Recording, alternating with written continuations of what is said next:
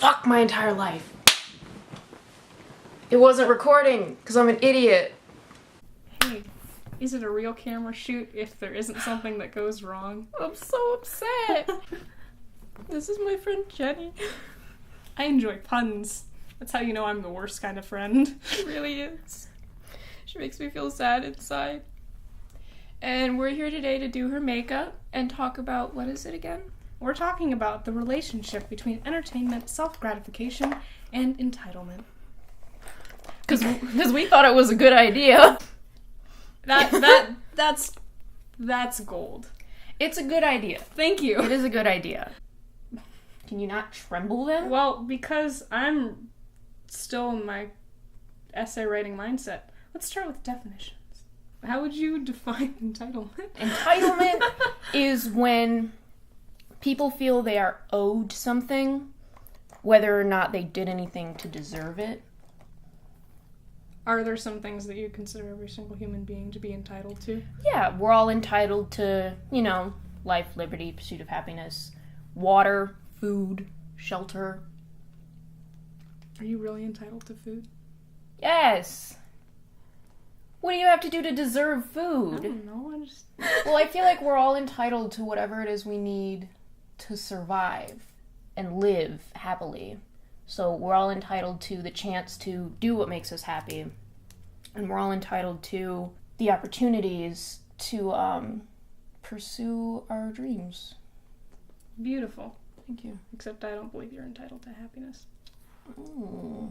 That's okay. Well, I think happiness is overrated. Oh, well, explain yourself. My mind has a huge distinction between joy and happiness. Mm-hmm. And to me, happiness is circumstantial. Joy is not circumstantial. And we're not entitled for our situation to be anything particular in my mind. So I think that happiness is a gift, and then joy is a right. I'd say you're entitled to have, joy. What I'm trying to say is, though, that we're all entitled for, the opportunity for happiness. Okay. We all deserve the chance to be happy, to do something that makes us happy. Even if what makes us happy is YouTube. Whoops. Whoopsie. So, speaking of YouTube, I've spent the past 2 months in a cage of my room watching only YouTube videos. Close your eyes. Which is entertainment. Brings it back around. There's 2 different ways to watch YouTube, and I think this is interesting because you are a film major, and I'm not anymore. But it's your film career. Shut up. Anyway, the reason I think that's interesting because there's 2 different types of ways to watch media. Mm-hmm. And you can do that passively, or you can do that in with an agency and engagement, right? Mm-hmm. And so that is all your choice on how you watch. I mean, sometimes the medium of your entertainment demands your certain level of agency, video mm-hmm. games demand you to be interactive with it. When I started watching YouTube endlessly, it was because I was trying to relax because I was in the middle of finals, and so mm-hmm. I kind of kept up that mindset of this is for me to relax, mm-hmm. but then I just needed more. I watched so much of it that I was just man, I'm not acting like myself anymore. I don't want to do anything. I just want to sit around. And then that's why I started off by defining what entitlement is, because there's certain things of, for example, if I think you're entitled to joy, that requires agency in yourself mm-hmm. to be able to choose to think about joy and to be able to change your mindset and perspective on things. And if you're used to being in... Close your eyes.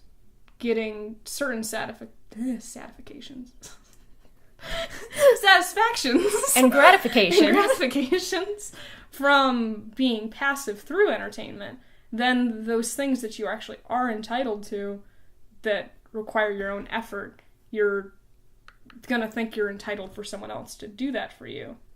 I was thinking more the entitlement that an audience starts to feel towards creators. Right, yeah. Because a lot of creators will sometimes go on hiatus for personal reasons, for creative reasons, and people will, get irritated with them. Yeah. And demand videos, and it's kind of they don't owe you anything. Well, I think it's because you take it so personally. Yeah.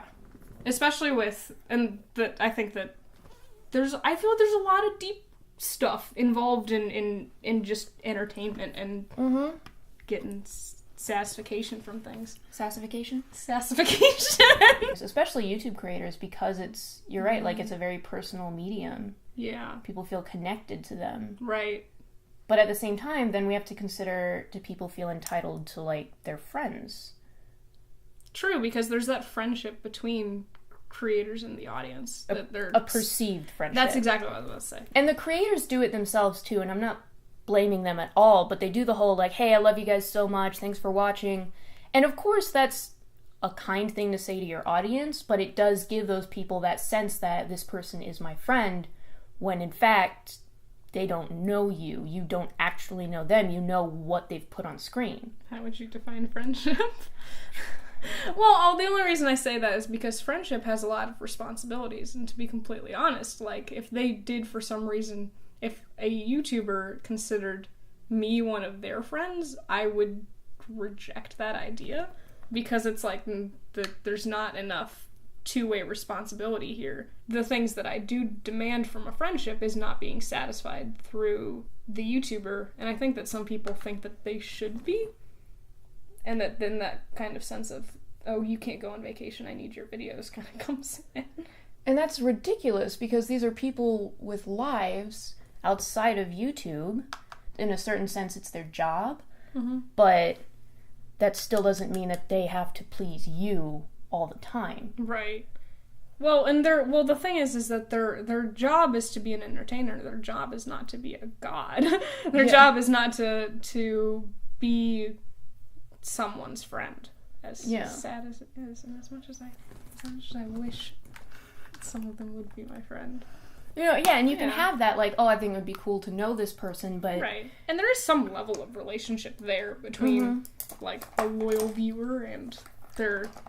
It's not like there's nothing there, but I think that it's such a new medium that we're not really sure what to call that relationship. Exactly. And it's not sure what to say there is an obligation for each end, you know? Entitlement in friendship. Ooh, how about that? Well, that's the thing. I define friendship by, like, responsibility, right?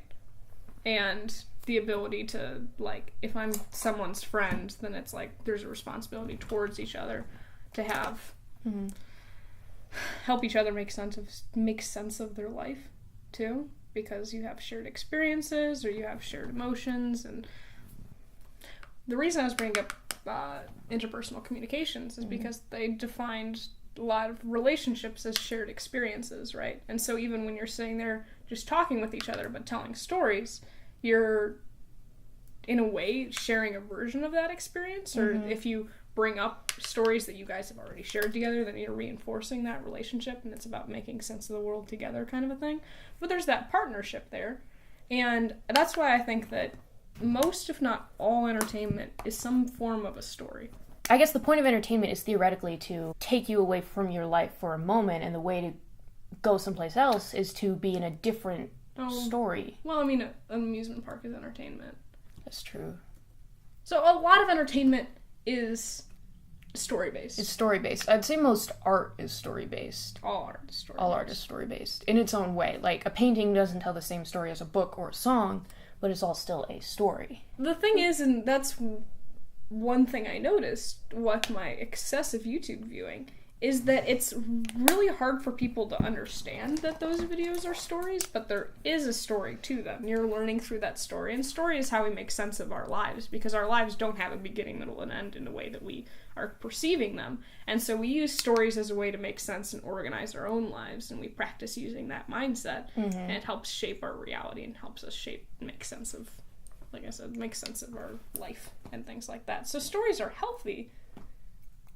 Which, when you pin too much on them, when you base yourself or your value on them, that's why, like, I'm a huge proponent of, like, being a fan of something and loving something, but when people pin so much of their identity on loving Harry Potter or Star Wars, that I feel like is when it gets dangerous, because then you're not invested in your own life anymore. Well, and then that's one thing that is another 3 a.m. thought that I had, is that people these days, because of the internet, have the ability to shop for their communities that they want to belong to. Because you can look through, there's so much content to find, and the more you get used to shopping for the communities that you want to belong to, the more you're willing to sell of yourself to belong to these communities. And there's this huge conformity that exists, and especially because it's in this niche like way of finding the communities, you think, and when you live out the rest of your life, you think, oh, I'm a nonconformist, I'm different than everyone else, and then they all go to Hot Topic, and you're like, they're all the same.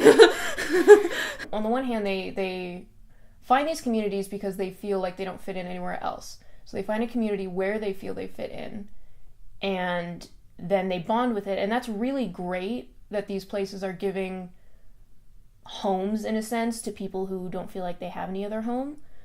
But then it can foster that very toxic mindset of being a nonconformist when in fact you've just picked something else to conform to. I think a really good example of it is the super hulak of Tumblr. So now comes time for the reveal. There you go. Oh my gosh. Ooh. So much smoky. Do you have blush on me? Yeah. I've never blushed before. Just a little bit of blush, a little bit of highlight. I look like I'm smiling all the time. That's the point of blush. Makes people think you're happy even though you're dead. 7.8 out of 10. Yes. That's a C+. Yeah. Yeah. Yeah. Point of this video was entitlement and entertainment and friendship. Indeed. Indeed. And how sometimes it can be bad. The conclusion we seem to have reached is that an overdependence on entertainment can lead to a laziness in one's personal relationships because you become used to the relationship between yourself and a creator in which there's no responsibility. You don't have to do anything for them. All they do for you is create content, and that leads to an entitlement within the audience member to that content. So if the creator goes on a break, a vacation, a hiatus, whatever, that can also lead to a kind of frustration within the audience because they feel entitled to that content, which they are now no longer getting, when in fact that more mirrors a realistic relationship, because sometimes in a friendship, you get arrested, you go to jail, and you can't have that.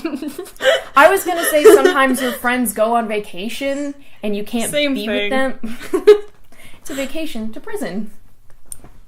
There is some level of responsibility between a creator and the audience, and that you can watch an excessive amount of entertainment in your life and still retain your agency. And that's one of the cool things about fandoms, is that like they encourage people to make fan art, or they encourage people to interact with the community, and they start to equip people to create that agency with their entertainment and help them actively use the media that they're watching to help make sense of their world. And I think that when people are being too passive all the time, that it's like, this is just barely helping someone make sense of their world. And so when someone just starts to make quality over quantity of their own personal interactions with the media, then it becomes super healthy and equips them to go deal with the rest of their life. But I think that then that apathy of just being passive with the media you consume, and then you join those communities, and then you start making the communities more apathetic and more conforming and stuff like that, and it just all piles up. But there's a healthy way to engage with media, there's a healthy way to just kind of reflect and comment and engage and be smart. And it's really fun when you do that, and you're actually making the most of it, and it's all the more better. So this has been Makeup and Media Literacy with Jenny. She was the makeup, I was the media literacy. Because I'm not going to be employed in 4 years, because I'm getting a communications major. I'm getting a film major. So we can share a cardboard box. Seriously, can I sit on your couch and just